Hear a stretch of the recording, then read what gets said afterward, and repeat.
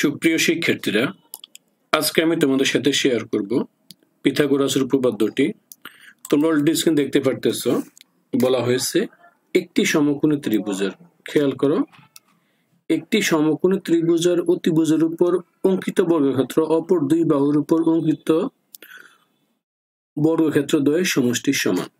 এই কথাটার মানে হচ্ছে, আমার পিথাগোরাসের জন্য অবশ্যই একটা সমকোণী ত্রিভুজ হতে হবে। উপপাদ্যটি শুধুমাত্র সমকোণী ত্রিভুজের ক্ষেত্রে প্রযোজ্য হবে।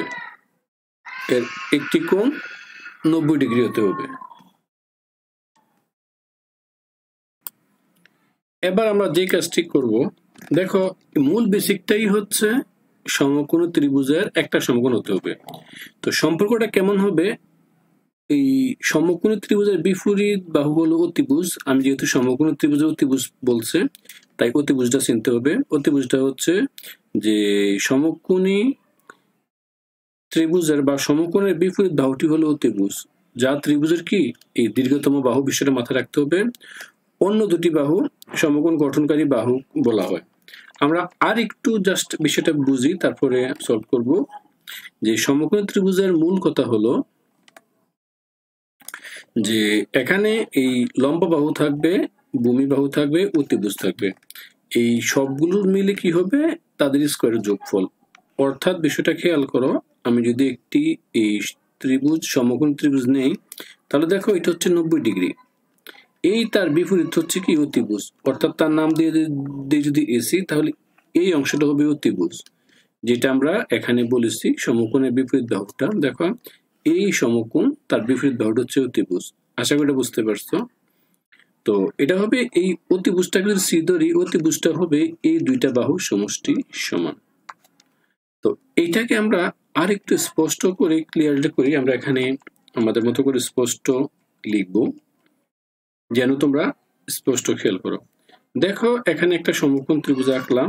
এই যে সমকোণ, এই সমকোণ ত্রিভুজের যে কোনো দুই বাহুর উপর অঙ্কিত বর্গক্ষেত্রের ক্ষেত্রফল, আমি এই দুই বাহুর ক্ষেত্রফল নিয়ে নিয়েছি, অঙ্কিত বর্গক্ষেত্রের ক্ষেত্রফল। এই দেখো, এই যে এরিয়াটা, তোমাদের আমি একটু কালার দিয়ে বুঝালে আরো স্পষ্ট বুঝবে। দেখো, এই একটা এরিয়া, অর্থাৎ এই বাহু, এই বাহুটার উপর বর্গক্ষেত্র এবং বি বাহুটা তার বর্গক্ষেত্র।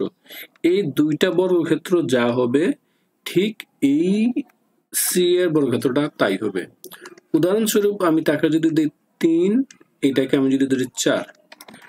আবারও বলি তোমাদের বোঝানোর সুবিধার্থে আমি একটু লাল কালি নিচ্ছি। ধরো এটা 3 এর বর্গ, এই বাহুটা যদি 3 হয়, বর্গ 3 স্কোয়ার। এই বাহুটা যদি 4 হয়, তাহলে 4 স্কোয়ার। মানে এই বাহুটা 3, এই বাহুটা 4। তাহলে কত হচ্ছে? এটা 16, এটা কত হচ্ছে? 9। তাহলে আমরা এখানে এই 16 যোগ 9 কত হচ্ছে তোমার? 25, 25। তাহলে এই বাহুটা হবে 5 স্কোয়ার, মানে 5 স্কোয়ার হচ্ছে 25 স্কোয়ার। অর্থাৎ এই এরিয়াটা হবে এই দুইটা এরিয়ার সমান। যদি সমান হতে পারে, তাহলে এটা পিথাগোরাস উপপাদ্য হিসেবে বিবেচিত হবে।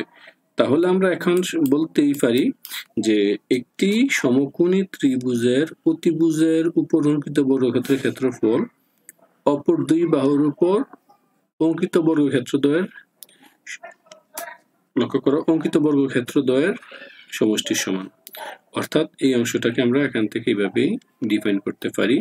এই অতিভুজের উপর অঙ্কিত বর্গক্ষেত্রফল অপর দুই বাহুর উপর অঙ্কিত বর্গক্ষেত্রফলের এই সমষ্টি যোগ করলে কার সমান হয়? 25 এর সমান হয়। এটাই ছিল আমাদের আজকের আলোচনা। আশা করি তোমরা সবাই বুঝতে পারছো। সবাইকে অসংখ্য ধন্যবাদ। আল্লাহ হাফেজ।